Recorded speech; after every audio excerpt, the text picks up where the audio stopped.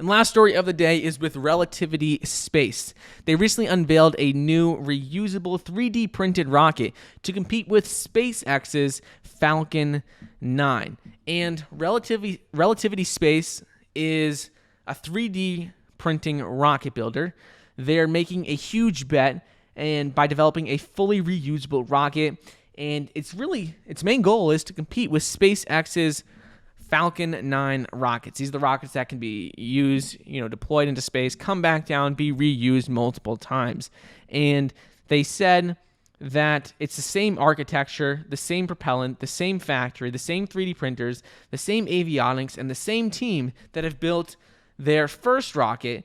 And they said, really, they're just a big fan of reusability. These things cost tens of millions of dollars to make. And no matter how you look at it, even with 3D printing and dropping the cost, having automation, they're still really expensive. And being reusable has to be part of the future of rockets. Whether you're sending satellites into space, whether you're sending people, whatever it is, all of these have to be reusable because it gets very, very expensive to just use a rocket once and spend tens of millions of dollars and never use it again. So interesting to see that.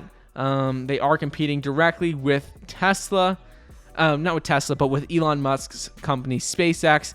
And we'll have to wait and see what happens. But I found this story pretty interesting. I've never heard of the company before. Relativity Space. They are not a publicly traded company, but in the future, they very well could be a publicly traded company.